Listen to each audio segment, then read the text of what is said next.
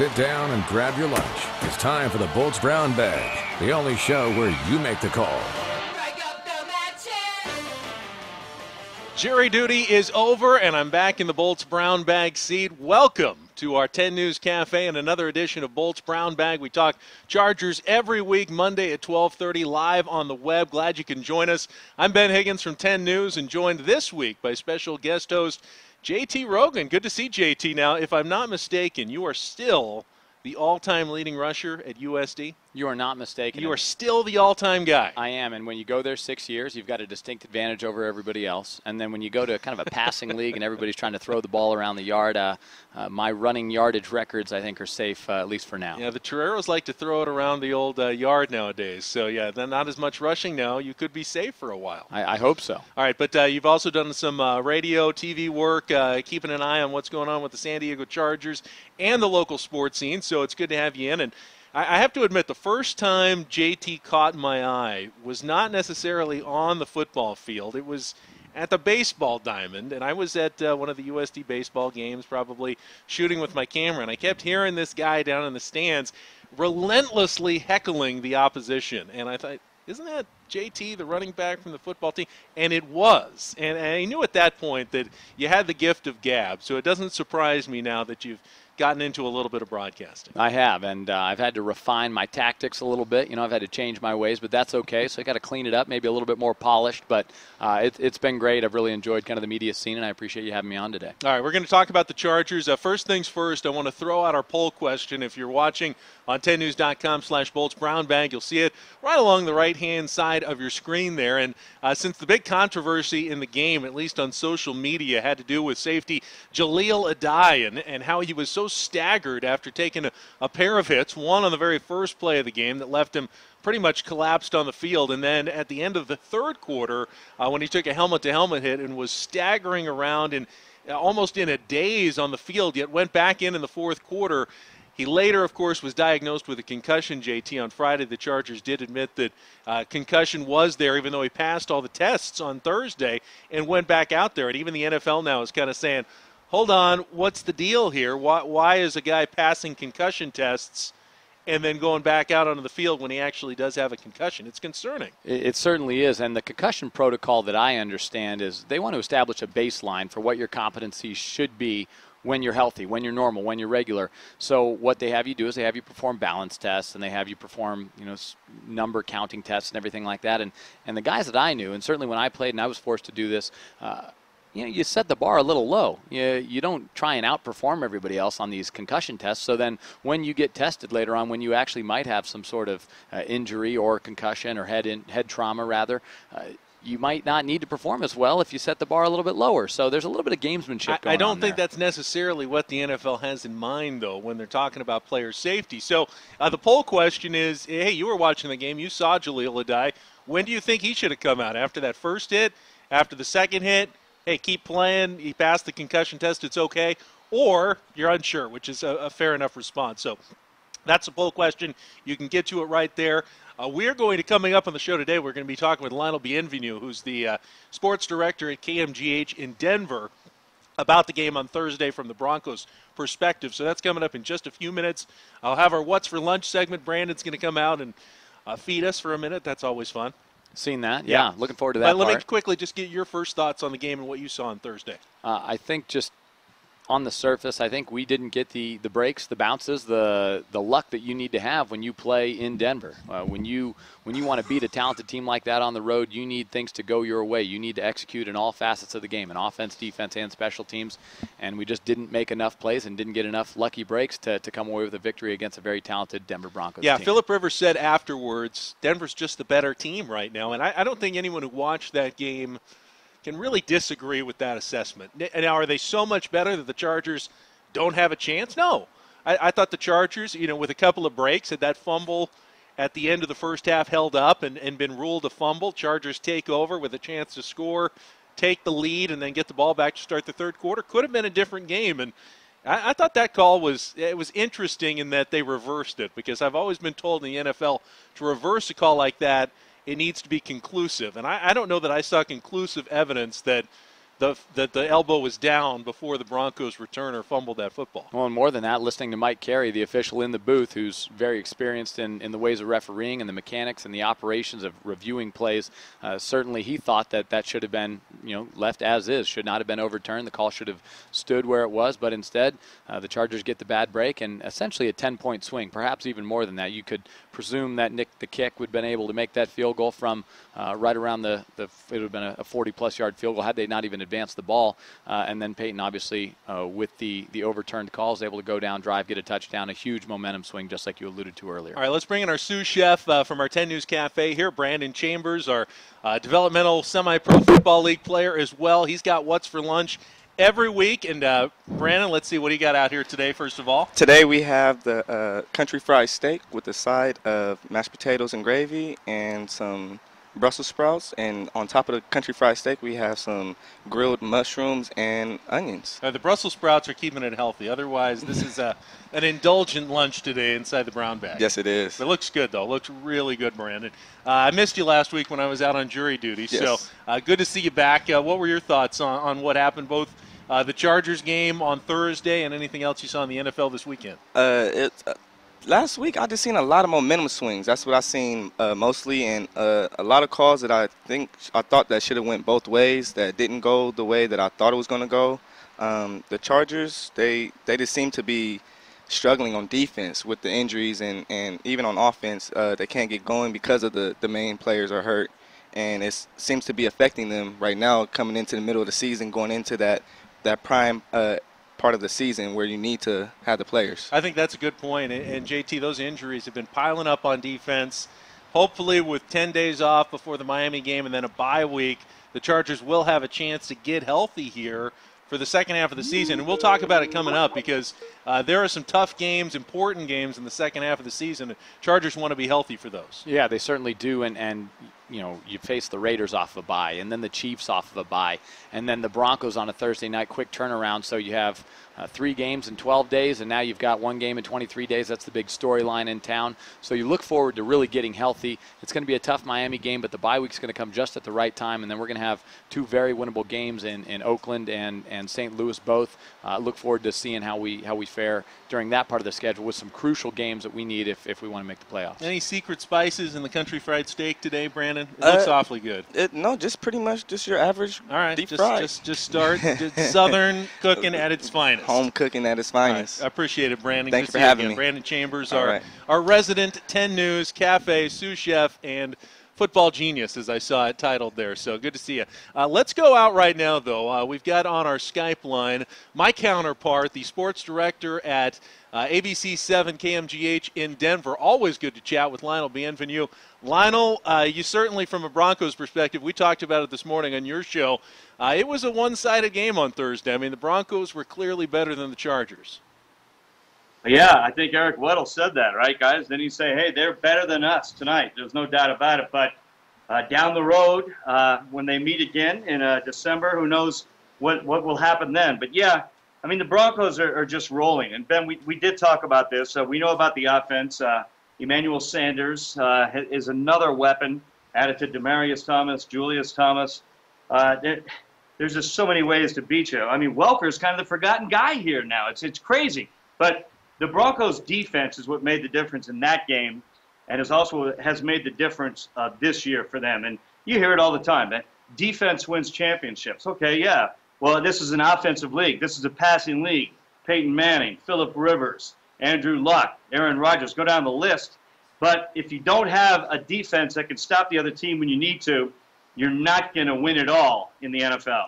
How did the John Elway put this team together? We know the story about Peyton Manning coming in, but, I mean, there's so many playmakers. We were talking about this morning as well. Defense now, all the guys you mentioned on offense, yet, I mean, this is a salary cap league. You don't usually see a team with so much talent kind of congregated over the same amount of time. It takes a great deal of planning and some good fortune for all that to happen as well.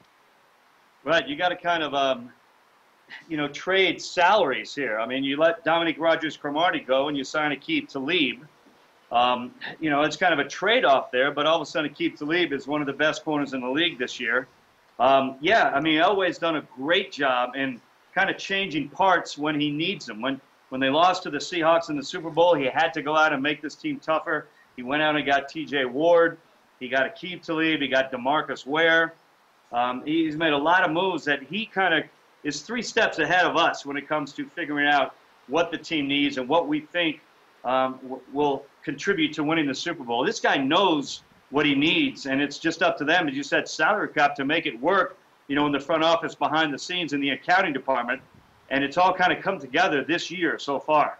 Lionel, JT Rogan here. I appreciate you being on with us. From a San Diego fans' perspective, it seems like San Diego was very unlucky, and Denver was fortuitous, certainly with the overturned a fumble on the kickoff return at the end of the second half, and then both the interceptions that Phillip had. Raheem Moore kind of fortuitously missed the ball through his arms, but was able to cradle it in his breadbasket rather, and then Keenan Allen falling down out of his break. And I don't know if you want to speak on the luck factor perhaps of last week, and it's certainly there are 2 sides to every story. I'd love to hear the Denver fans' perspective.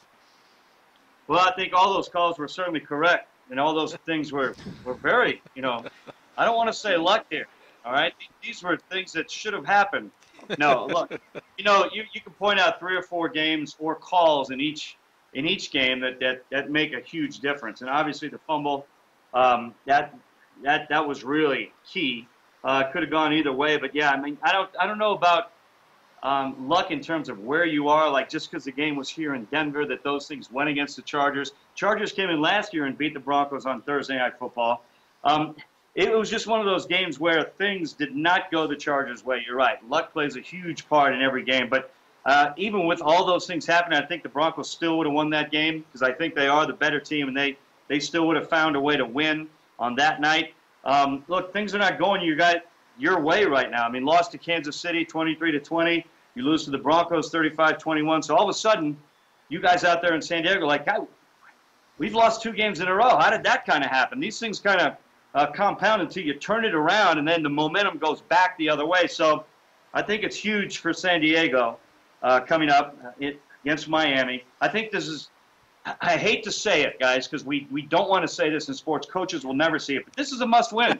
You guys have to win this game to keep up in the playoff race. The Chargers right now, the 5th seed. If the season ended today, that's how it would go. Broncos 1, Patriots 2. We'll see what happens in New England on Sunday. But you guys, I think, have got to win this game and get it turned around quickly. Lionel, I don't believe in must-win games in Week 9 of the football season. I will call it a pivotal game because if the Chargers don't win, and they played a pivotal game in Miami last year and they lost it, and then they needed a miracle to make the playoffs, they happened to get the miracle, so it turned out not to be a must-win game. But I think you are right. The Chargers have a tough second-half schedule. They're on top of the wild card standings right now, but it's bunched. There's a bunch of 5-3 teams. There's a bunch of 4-3 teams. And I know Chargers fans are still thinking, wait, hold on. The Broncos still have to come here. It's a long second half of the season. I know anything can happen, but, the Broncos are in the catbird seat right now because they've got the tiebreaker advantage. They got the game-and-a-half lead. And the Broncos, after this week, game against Tom Brady and the Patriots, the schedule gets a little bit easier for the Broncos, doesn't it, coming up? Yeah, after they go to New England this week, then they turn around and go to Oakland and then go to St. Louis. And if you've seen the Broncos, then they host Miami after that. So really, the next 4 games after after New England, you would expect them to be favored and would expect them to win those games if everything stays the way it is now. But, yeah, if you guys go into the bye week on a 3-game losing streak, man, that's just a sour taste in the mouth. You guys know when you talk to players and coaches into that bye week and you don't play for 2 weeks and you got a losing streak or a bad loss on your minds, that's usually not a good thing. So winning into the bye week is huge. But, look, this game coming up Sunday in Foxborough, we talked about it this morning, Ben. Either the Broncos will be the number 1 seed by 2 games at this point in the AFC, or they'll be tied with the Patriots, and the Patriots will have the tiebreaker going into the second half of the season. And look, 3-game losing streak in the back end for the Broncos, and none of that matters, but I don't see that happening. I see the winner of this game Sunday, Patriots, who are on an extreme roll right now. They won 4 in a row. Brady, 14 touchdowns, 0 interceptions in that 4-game win streak. I think whoever wins this game, as you said, is in the catbird seat, is in the driver's seat for that top seed in the AFC. And the home field advantage so crucial, guys, when it comes to the playoffs. If only ESPN would talk about it a little bit this week and Brady and Manning, give them a little bit of focus for once, and stop paying attention to all these other teams now. Lionel, it's great. Thanks for reciprocating. I appreciate you joining me this afternoon after I had to get up early and join you this morning. Boy, did you ever, man. I think that was a 6 a.m. Or earlier wake-up call for you to come on our show here in Denver. But look, man, let's look ahead. San Diego coming up December 14th. Broncos and Chargers. Hopefully, like last year, it means something. And then, like you said earlier today on my show, playoffs, we're probably going to see each other again there as well. Good chance of it. Thanks, Lionel. All right, Lionel Bienvenu, who is the sports director at KMGH in Denver, which is our Scripps station up there, and always does a great job covering the Broncos. Always good to get his perspective. But, he's right. This game this week between the Broncos and Patriots, I know could go a long way toward deciding that home field advantage. And either way, if the Chargers do make the playoffs, there's a good chance they're going to have to go back to Denver again, just like they did last year. Well, I'm looking forward to us controlling our fate and maybe winning some of these games. We get a chance to play the Patriots. We get a chance to play the Broncos still. We can take some of that momentum back. Now, the Broncos have played a tough schedule, obviously, and already haven't played the Colts, played us, played the Seahawks. We've got an easier part of our schedule coming up, obviously. This game against the Dolphins is going to be huge, and then the Raiders, and then the Rams. You're looking at potentially being 8-3 and also having a tiebreaker over the Miami Dolphins, which would be huge. All right, I want to get to a couple of things. There is some news, breaking Chargers news, that I'm going to get to in a moment. But first, each week on the show, JT, I give out a Bolts Brown Bagger of the Game award. And usually I like to give it to the brown bag guys who don't get a lot of attention, aren't the big stars. But I kind of changed the rules a little bit for this week's Bolts Brown Bagger of the Game. All right, Antonio Gates, he gets a lot of credit. He's probably a future Hall of Famer, but for setting the all-time Chargers receiving record, passing Lance Allworth with that catch that set up the first touchdown of the game, I think that Antonio Gates is a workman-like guy. I know when you're a touchdown scorer, when you're a big name in the league, they think, he's a diva receiver. He's not. He is a lunch pail kind of guy in that Chargers locker room who just shows up, wants to work, wants to be a good teammate, and he's done it for so many years. I think that's the epitome of a brown bagger, and he is a brown bagger who also gets to star a little bit from time to time. Oh, and I agree. And his skill set, he's kind of got that old man game a little bit to him.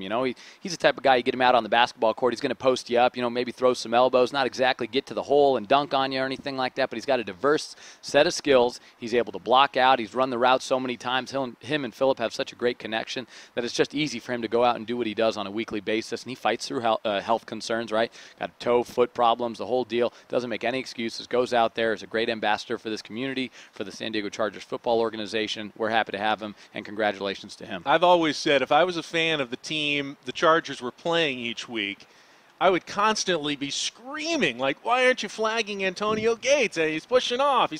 But he's so good at using his body, and that's something that officials really never call. Offensive pass interference is only called when you really extend your arms or extend an arm and push out, and he never does that. He doesn't need to. He can use his hips, he can use his backside, he uses a little bit of shoulder, and he always gets that great position, and it'd be so frustrating to have to try to cheer against him. So glad we've been here in San Diego and get to appreciate the correct side of Antonio Gates' career. Yeah, and you can appreciate the form and the art to it, and there are players like that all over the place. Mark Jackson for the New York Knicks, right? People would loathe him.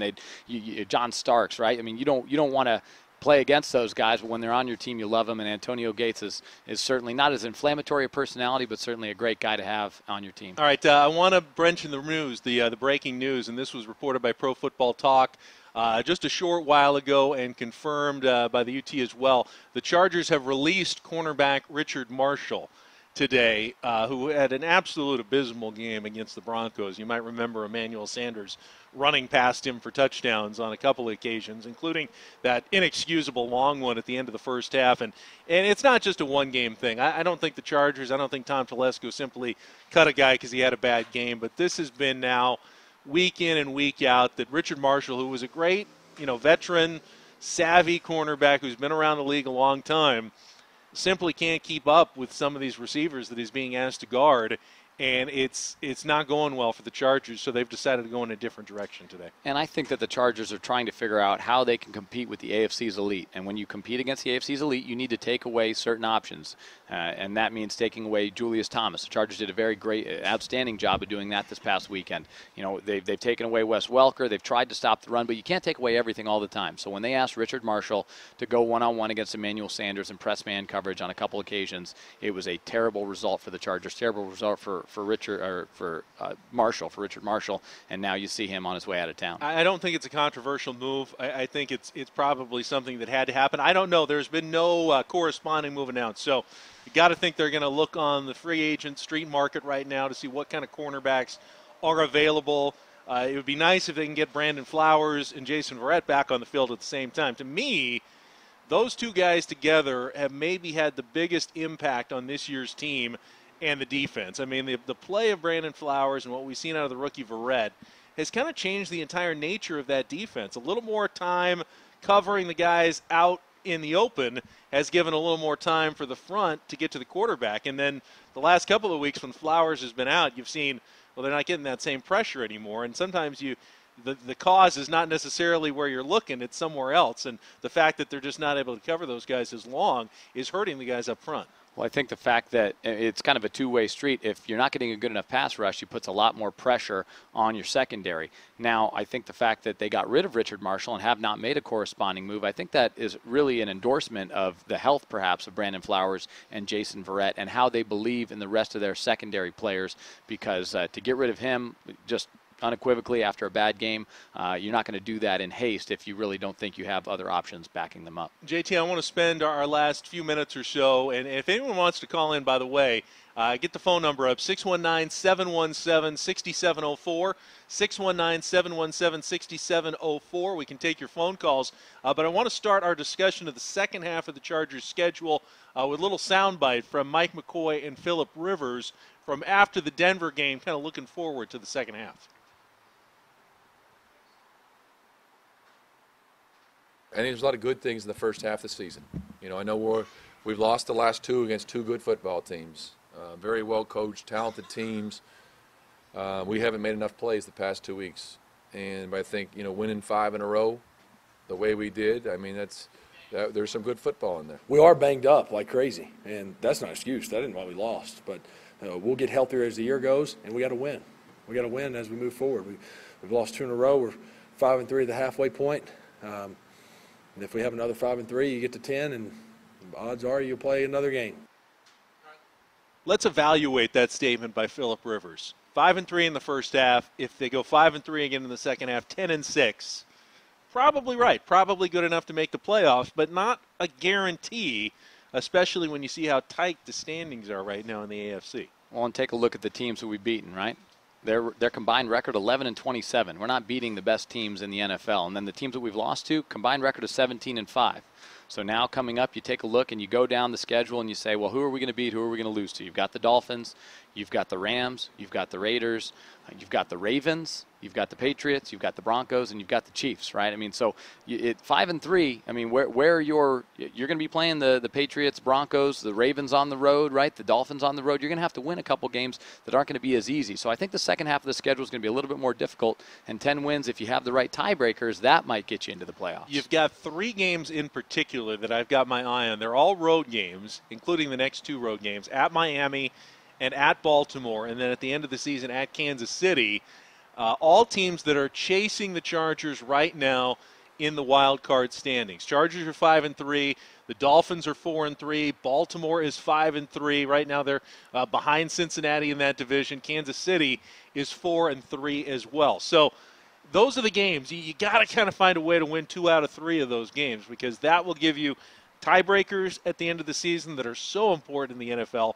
When you got maybe multiple teams at 9-7, or even 3 teams at 10-6, you don't want to be the one left out of the dance because you lost your tiebreakers at the end of the year. Well, and if you want to compete against the elite, you're going to have to be able to run the football. I mean, with the exception of Brandon Oliver's late 20-something yard run, Brandon Oliver was averaging 1 yard per carry. That's just not going to do it. So you need to get Ryan Matthews back. You need the Ryan Matthews of the 120-plus yard rushing game against the Broncos last year in Denver. You need that type of ability to run the ball. So the Chargers' offensive line needs to get healthy. Their running backs need to get healthy. They need their defenders to get healthy to really make a push in the second half of the season. Yeah, I mean, it would be great if the Chargers could beat the Broncos when they come back, but to me, that's not the most critical game of the second half of the season. As we talked to Lionel about, the Broncos have a good chance of pulling away, and 14-2, 13-3, those are legitimate options right now for that team. When you see how talented they are, how they're clicking on all cylinders, they're pretty healthy right now. It would be great if the Chargers could win and compete in the AFC West for a division title, but realistically, with as good as Denver has started and who they're playing, you're probably battling for a wild card again. Now, that's not the worst thing. We've seen Super Bowl champions come out of the wild card. It's a very well-known thing over the last few years that sometimes that wild card team gets hot at the right time and rolls right on through. But you got to get in, and there's a lot of teams competing to get in. So, to me, starting this week in Miami, some very critical games. And if Miami wins that one, all of a sudden they're 5-3. Chargers are 5-4. Chargers could be looking up at a lot of teams in the standings. Well, and taking a look at this Miami team, at a point in the second quarter, they were being outgained by the Jacksonville Jaguars 199 yards to 4. They had 4 yards of offense, but they were able to make some plays against the quarterback who leads the NFL in interceptions, and Blake Bortles with 10. And Blake certainly hasn't started every game this season. So their offense was struggling last week. Ryan Tannehill didn't pass for over 200 yards, had an interception in the red zone. There are opportunities against Miami, but we're going to need to come out and execute in all 3 phases again to come out on top. Hard to believe the Chargers haven't won in Miami since the epic playoff game in January of 1982. JT, where were you? -4. I was in high school in my mom and dad's biology. I believe I was 6, and I remember we were coming home on a family trip. We had went to visit relatives in Alaska, and I don't know if you remember, you probably don't, but at the time in the airport, you actually had to put quarters in televisions to make them work, and we sat there feeding quarters into an airport in Seattle to watch that game between the Chargers and the Miami Dolphins. And then we got on the plane. The game wasn't over yet. And the pilot, since we were flying back to San Diego, kept giving updates. And the plane just went nuts when the Chargers won. So that was my experience of the greatest playoff game ever played. But that was the last time the Chargers actually won in Miami. They lost there last year. So they got to get that monkey off their backs this week in such an important game. They do, and that's really going to be vital going into that bye week. And Lionel talked about it, wanting to have some positive momentum going into the bye week. And certainly for the tiebreaker's sake, I mean, this is a crucial game at this point. You can't call it a must-win, but you can certainly say it's very important to dictate their playoff future. All right, JT, we do a segment each week called 3 Questions. We got our web producer, Ferris, who comes in and comes up with 3 questions about the NFL, puts us on a hot seat that we've got to answer. So I thought it was his day off. Ferris, good to see you. Good one. Oh, he's never gotten good it, one. I'm sure. No. Good one. Okay. I know, it's not your day off, so get to the questions. All right. Don't you? So if the playoffs started today, Philadelphia, Green Bay, San Francisco, and Seattle, 2 of those teams wouldn't be in the playoffs. But one of these teams would, the 3-4 Saints and the 3-4-1 Panthers. The NFC South has 9 combined wins. It's a mess.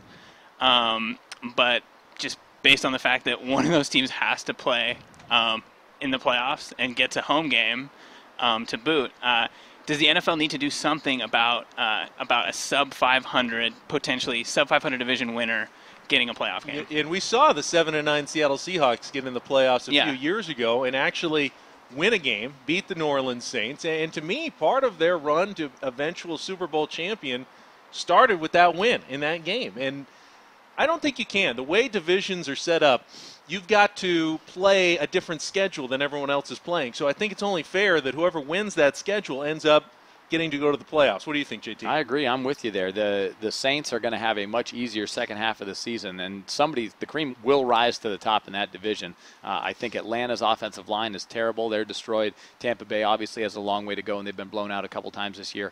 And then Carolina's still trying to figure things out. Obviously, they lost Greg Hardy. Cam Newton still trying to find his running game. Only Jonathan Stewart back, waiting on D'Angelo Williams. They lost Mike Tolbert. So the Saints, they get that home game. They're tough at home. They're as tough and out in the playoffs as you could possibly asked for. You saw last night they gave the Packers all they could handle. Yeah, I mean, the Saints looked great last night, so I'm not too worried about that. I mean, hey, Carolina was a couple of seconds away from beating Seattle. So those aren't bad teams. They just don't have the records right now to back up what kind of teams they are. All right, question number 2. Number 2. Okay, Andrew Luck has had an incredible first half of the season.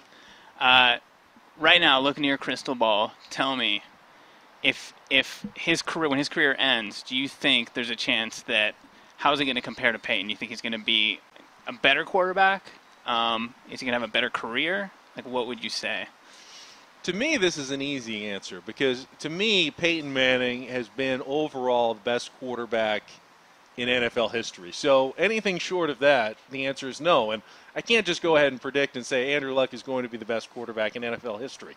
Obviously, Peyton hasn't had as much playoff success as some other guys like Brady or Montana, but, I mean, you look at the numbers, the records that he's setting. So, hey, Andrew Luck could be the second greatest quarterback in NFL history, and the answer would still be no. So I got to go with no. I coached at Stanford, coached there in 2010 while Andrew Luck was there, know him personally.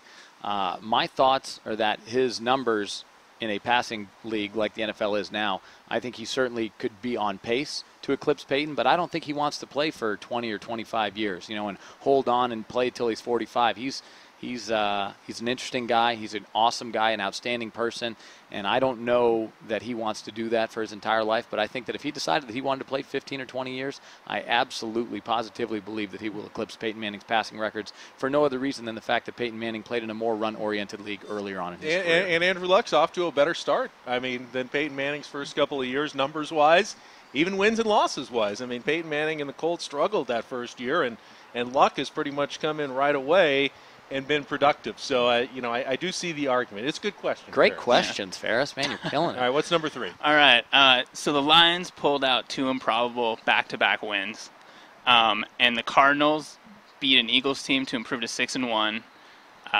Both teams are at the top of their divisions right now. Which team? At the beginning of the year, if we looked at these 2 teams and said they would both be leading their divisions, you'd probably go, probably not. So which team has the higher ceiling?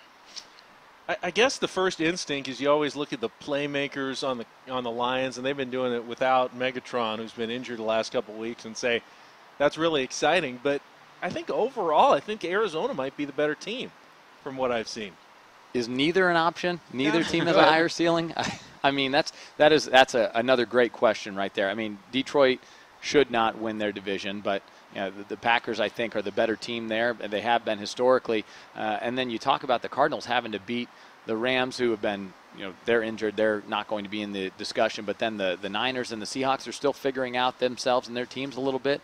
I would side with the Cardinals here having the higher ceiling, but I think both of those teams are living a lie to some degree. I think that their records will be closer to 8-8, 9-7, maybe 10-6 in the Cardinals' case before the season's over. So that was an entertaining game, Cardinals-Eagles yesterday, though, with the late touchdown by John Brown and then Philadelphia nearly answering at the end. If those teams met in the playoffs, I'd sit down and watch that one for sure. I agree. The battle of the birds of war. Yeah. Ferris, thank you very much. Good job on the 3 questions. Got a couple of tweets in here at the end of the show. Marcus Morris tweeted, yep, at 9-7, we'd need help again. Not sure Geno Smith will be there to save us this year. Yeah, 9-7 is going to be very iffy. I think 10-6 is where the Chargers at least have to get to if they're going to make the playoffs. And you look at the quarterbacks that we played, and you mentioned Geno Smith, and then Blake Bortles, and then E.J. Manuel before the Kyle Orton switch. We've gotten the fortune of playing some weaker teams, certainly. So 9-7, I agree. We'd need some help. That's a good tweet. Another smart guy. And then UT's Michael Gelkin reporting that the Chargers have replaced Richard Marshall on the roster with Richard Crawford, Oceanside native, another cornerback formerly of the Redskins. So one Richard to another. Don't know a whole lot about the new guy, but a little more cornerback depth after today's move. Yeah, and the Chargers were pretty quick to escort him out of their depth chart and their roster and everything. So I looked on Google, and the first thing I brought up, he was an unrestricted free agent, Richard Marshall. You can find him out there. I don't think there's going to be a very hot market for him, so we replaced one useless Richard, hopefully with a more useful Richard. All right, big game coming up on Sunday. We will be back next Monday with another edition of the Bolts Brown Bag starting at 12:30 here at 10news.com. JT, great to have you stop by and join us. I had a lot of fun chatting with you the last 30-plus minutes. We'll have to do it again. Thanks, Ben. Great time. All right, for JT Rogan, I'm Ben Higgins. We'll talk to you next week here inside the Bolts Brown Bag on 10news.com.